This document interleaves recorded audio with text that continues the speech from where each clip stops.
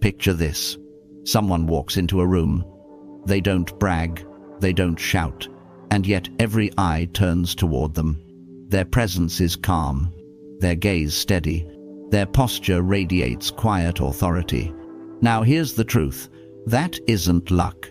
It isn't some secret gift you're born with. It's the result of habits, practiced day after day, until confidence becomes second nature. 2,000 years ago, the Stoics understood this. Marcus Aurelius wrote that we are not defined by circumstances, but by the discipline we build in ourselves each day.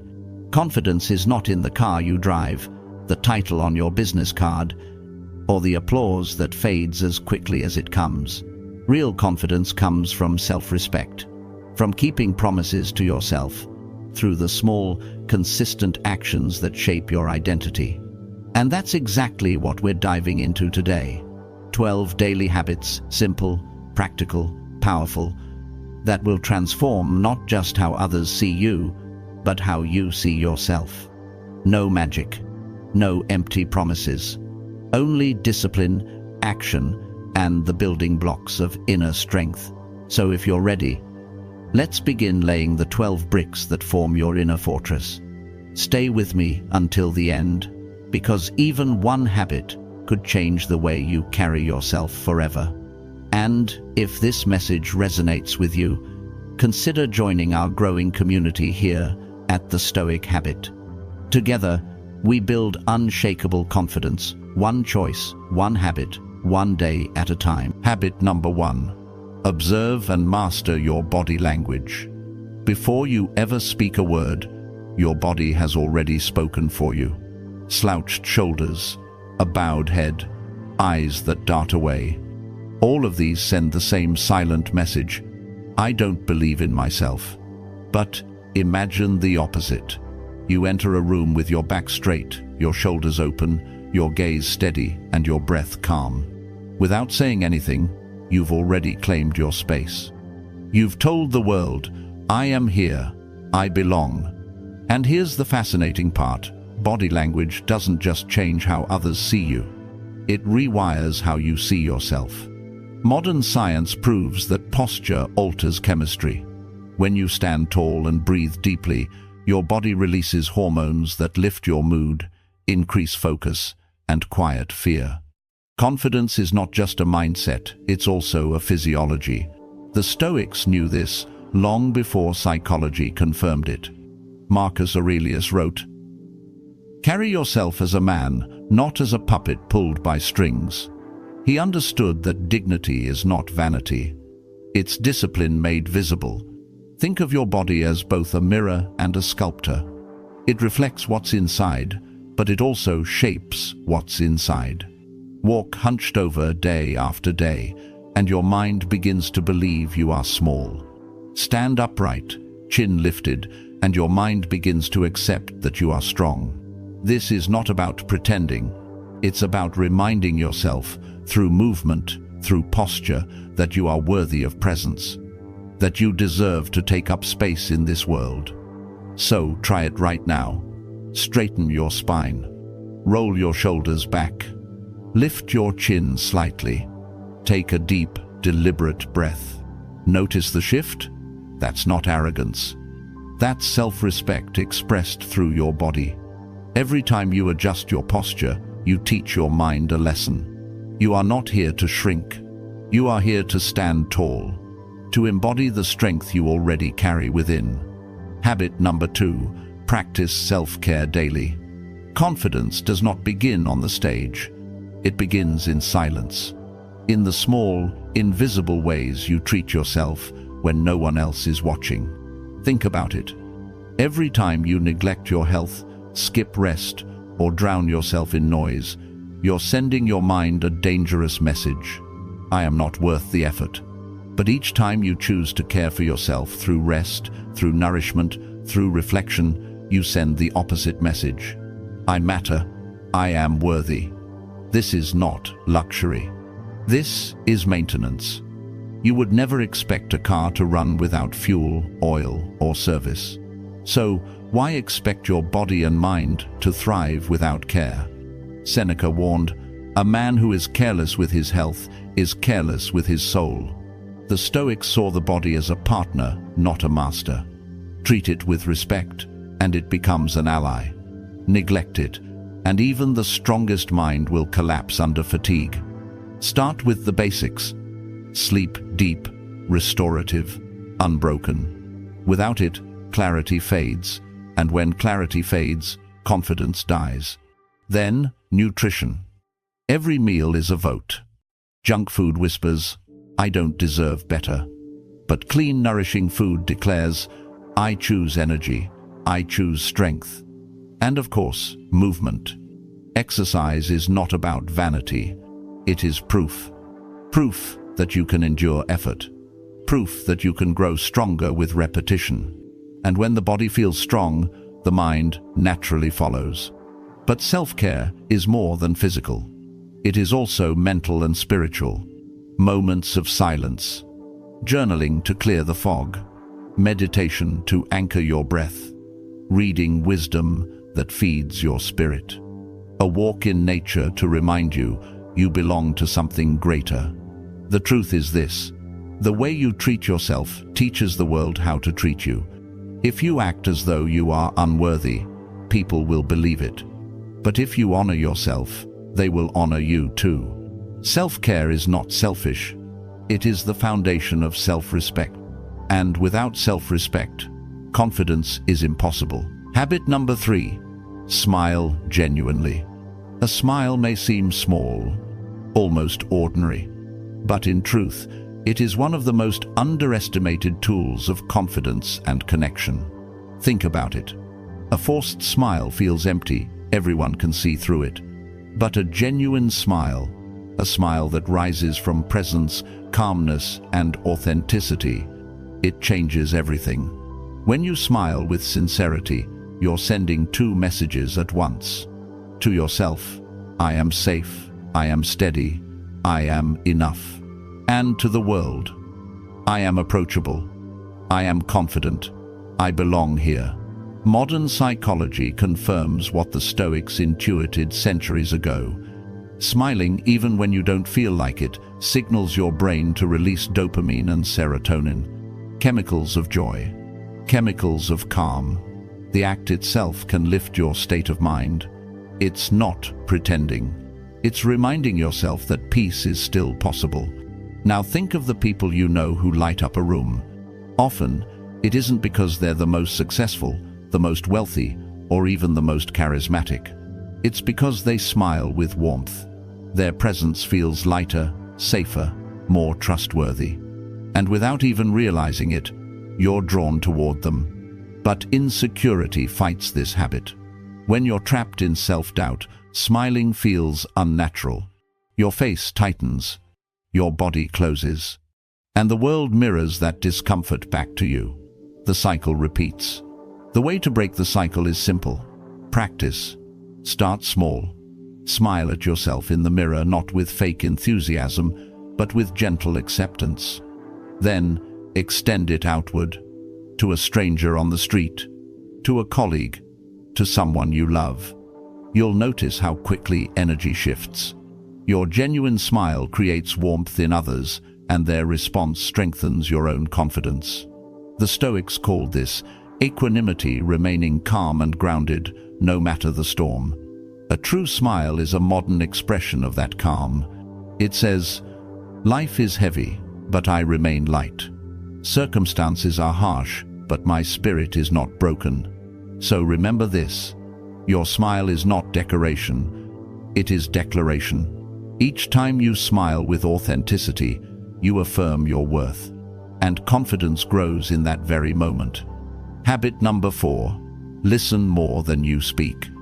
Most people believe confidence is measured by how much you talk, by how loudly you dominate a room. But real confidence is quieter. It doesn't rush to prove itself. It doesn't scramble for attention. Instead, it shows up in presence, in patience, in the simple, powerful act of listening. Think back to the last time someone truly listened to you, not distracted, not scrolling, not waiting for their turn to speak. but fully present, their eyes steady, their silence encouraging. Didn't you feel valued, respected, even lighter? That is the gift of listening. And here's the paradox. The people who speak the least often hold the most authority. Why? Because listening signals strength. It says, I don't need to compete for space. I already belong. The Stoic philosopher Epictetus reminded us, we have 2 ears and 1 mouth.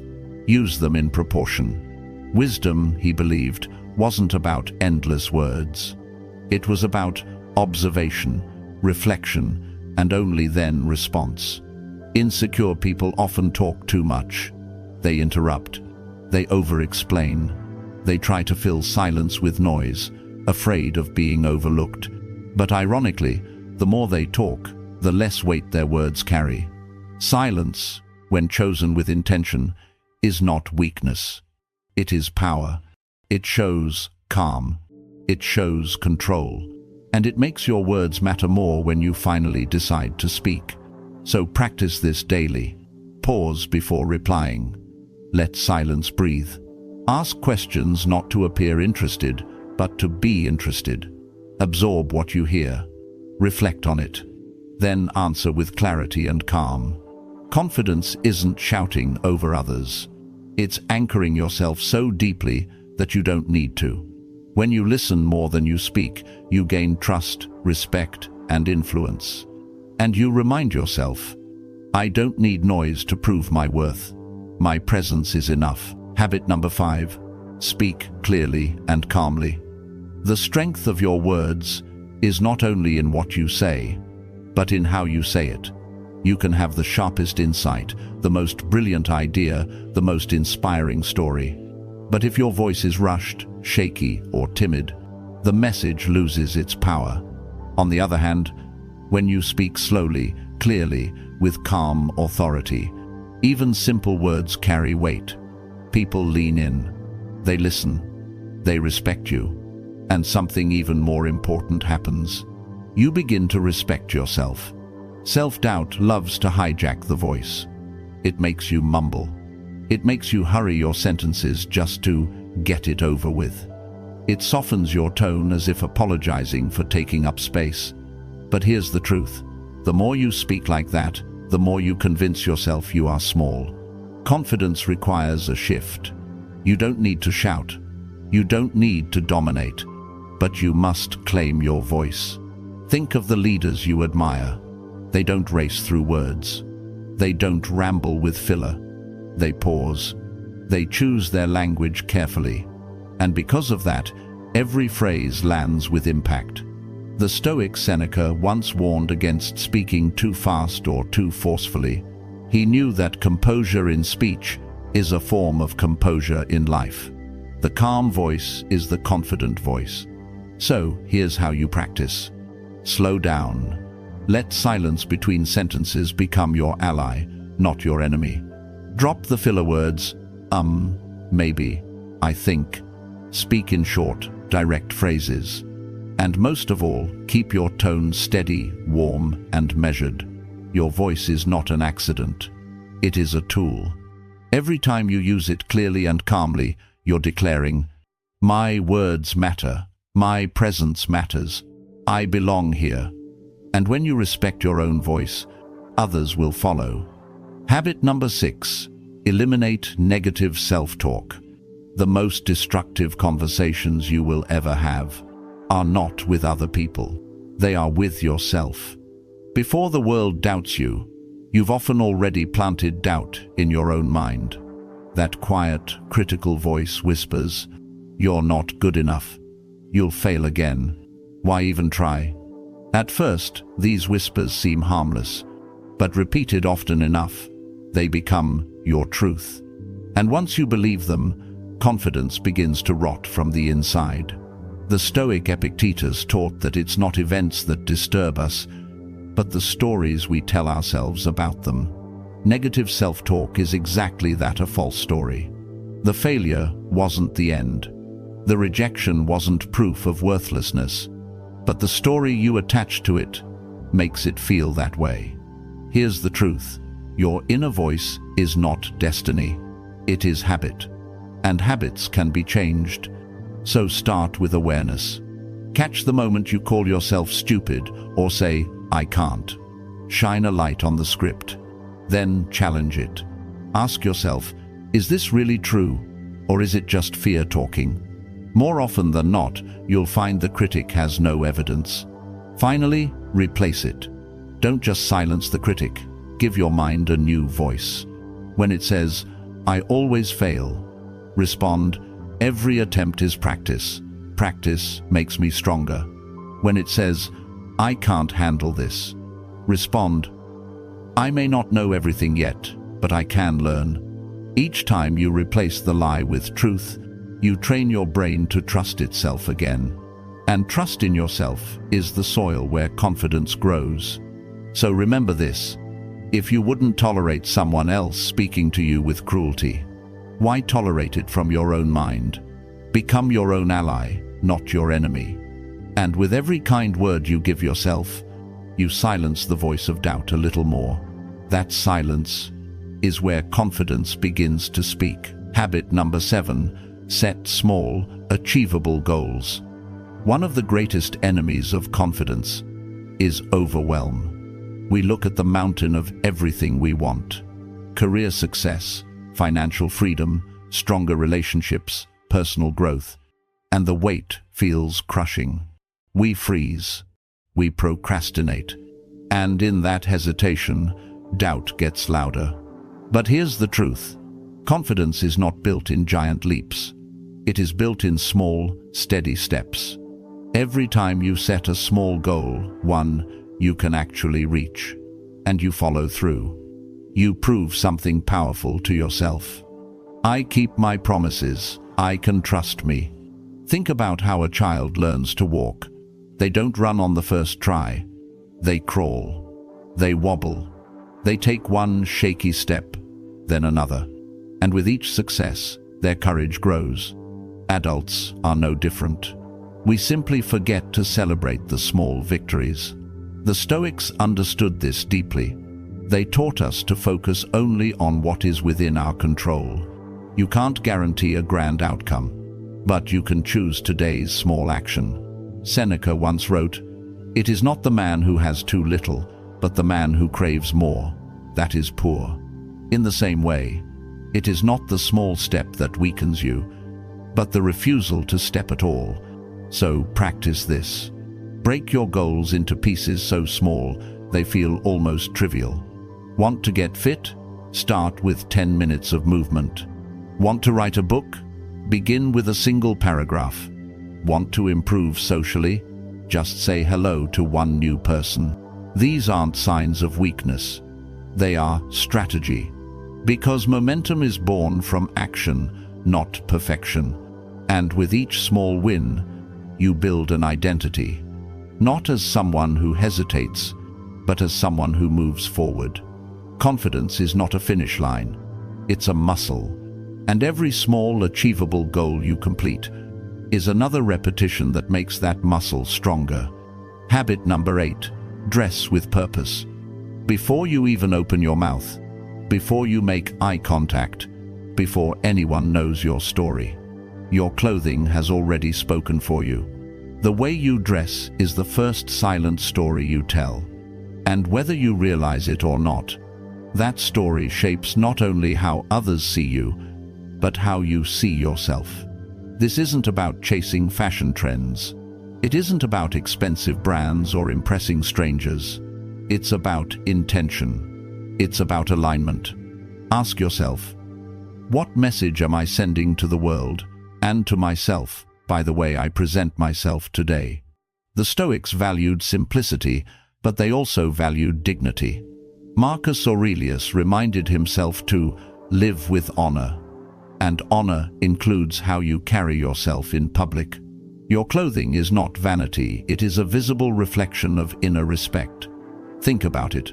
On the days you throw on something sloppy, random, careless, you often feel invisible, unmotivated, even smaller.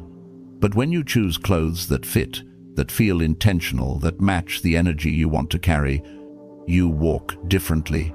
Your posture shifts. Your presence sharpens. You're not just wearing fabric, you're wearing identity. This doesn't mean a closet full of luxury. It means choosing pieces that support the person you want to become. Clothes that whisper, "I take myself seriously." So here's the practice. Clear out what makes you feel less than your best. Surround yourself only with what aligns with confidence and self-respect. Then, each morning, make a conscious choice. Not what's easiest, but what energy do I want to carry into the world today? Because here's the truth. When you dress with purpose, you don't just project confidence, you create it. And every time you see your reflection, you're reminded, I am worthy, I am present, I am here. Dress not for perfection, but for presence. And watch how the world begins to treat you, the way you've chosen to treat yourself. Habit number 9, maintain eye contact. They call the eyes the windows to the soul, and for good reason. Before you speak, before you explain, before you justify, your eyes have already revealed your presence. When you avoid eye contact, looking at the floor, glancing away nervously, you send a silent message. I am uncertain. I am not enough. And worse, your mind begins to believe that story. But when you look someone in the eye, calm, steady, unforced, you declare without a word, I am here. I am grounded. I am not afraid to be seen. Think about the people who left a lasting impression on you. Often, it wasn't their loudness or their charm. It was the way they made you feel seen. A steady gaze, a quiet presence, and suddenly you felt their confidence. The Stoics taught the importance of presence. Marcus Aurelius reminded himself daily to meet life directly, not to hide, not to shrink. Eye contact is a simple but powerful way to live that philosophy. It anchors you in the moment. It stops you from drifting into fear or distraction. Of course, insecurity resists this habit. It whispers, if they look at me too closely, they'll see my flaws. So you look away, thinking you're protecting yourself.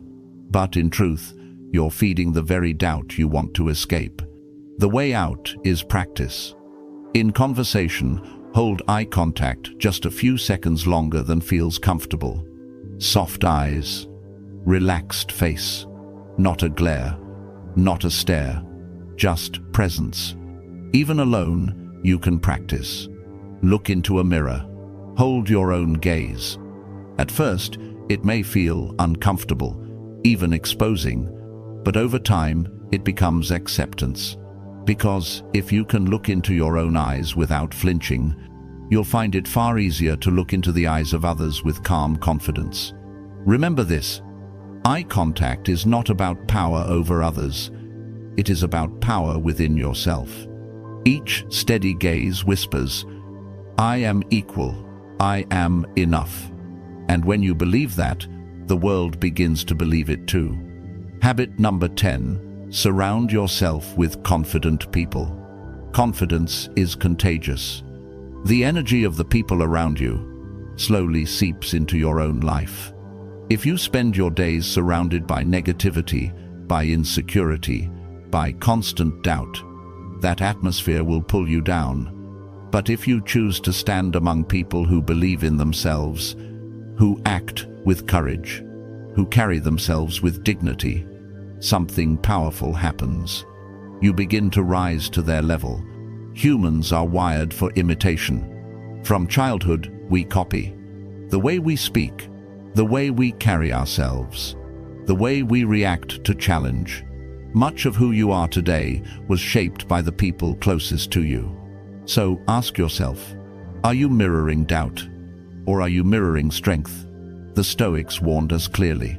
Seneca told Lucilius, if you spend your time with those who live poorly, their habits will infect you. But if you walk beside the virtuous, their strength becomes yours. Self-doubt thrives in weak environments. When everyone around you hesitates, you feel safe hesitating too. But in the company of the confident, hesitation dies. Their conviction challenges your fear. Their courage awakens your own. So, here's the practice. Look closely at your circle. Who do you spend most of your time with? Do they lift you higher, or do they hold you down? Then, make intentional choices. Seek out environments where confidence is normal. A group striving for growth, a community of discipline, a circle where ambition and respect are alive. This doesn't mean abandoning people who struggle. It means protecting your environment, so you don't drown in their doubt. Because your circle is not just a reflection of who you are, it is a preview of who you are becoming. Surround yourself with confident people. Let their belief ignite yours. And soon, you'll discover their strength has become your own. Habit number 11, learn to say no without guilt. One of the quietest ways self-doubt controls your life is through your inability to say no. Think about it.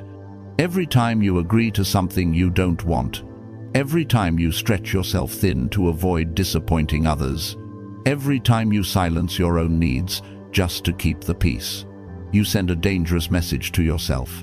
My priorities don't matter. My energy doesn't matter. I don't matter. And over time, this repeated self-betrayal erodes confidence. It reshapes you into someone who complies, instead of someone who lives with authenticity.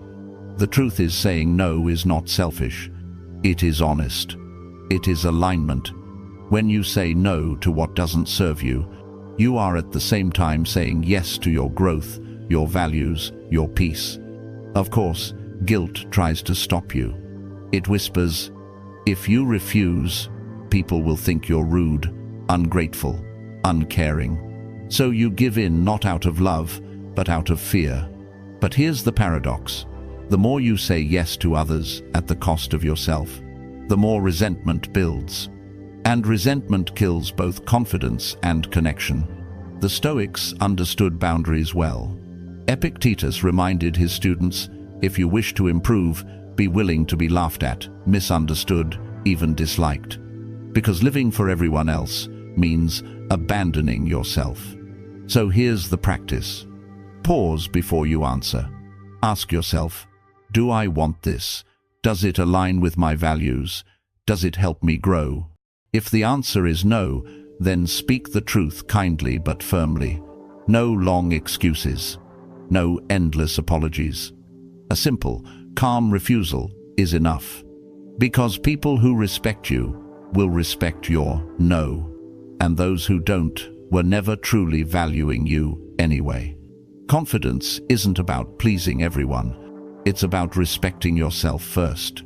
And every time you protect your boundaries with a clear no, you're proving to yourself, my life is mine to live. My voice is mine to use. My path is mine to walk. Habit number 12. Start your day with a centering ritual. How you begin the morning shapes everything that follows. If you wake up rushed, scrolling through your phone, diving straight into emails or obligations, you hand away control of your day before it has even started. That chaos seeps into your mood. It colors your posture. It sharpens your stress. And self-doubt finds its opening. But when you start your day with intention, with a centering ritual, you anchor yourself before the world has a chance to pull you in 1,000 directions. You declare, this is my day. This is who I choose to be. And here's the truth. Your ritual doesn't need to be complicated. It doesn't require an hour of meditation or a perfect morning routine. It requires presence. 5 minutes of journaling to clear your thoughts. 10 slow breaths to ground your body. A short walk outside to remind you you are part of something larger. Or reading a passage of wisdom to set your mind toward clarity. Marcus Aurelius began his mornings by reminding himself, today I will meet people who are selfish, ungrateful, arrogant. But they cannot harm me, for I will not lose my integrity. This was his ritual, a daily preparation of the soul before stepping into the storm. You can do the same. Protect the first moments of your day as sacred. Guard them fiercely, because the first voice you hear each morning should not be the noise of the world, but your own calm, steady reminder of who you are. Confidence is not built in grand moments of performance. It is built in quiet rituals, repeated daily. So, tomorrow morning, don't rush blindly into chaos. Pause, breathe, center yourself. Because when you begin the day grounded in clarity and strength, you don't just live the day, you own it. And when you own your day, doubt has no power left to own you. Conclusion: building your inner fortress. Confidence isn't built in a single day. It's forged brick by brick through daily habits. Each time you adjust your posture, each time you choose rest over exhaustion, each time you say no to protect your values, you strengthen the walls of your inner fortress. As Marcus Aurelius wrote, "He who looks for peace outside will never find it. True peace comes from within." So start today. Choose just one habit and practice it. Comment below, "I choose strength." And if this inspired you, subscribe. Let's grow stronger, one habit at a time.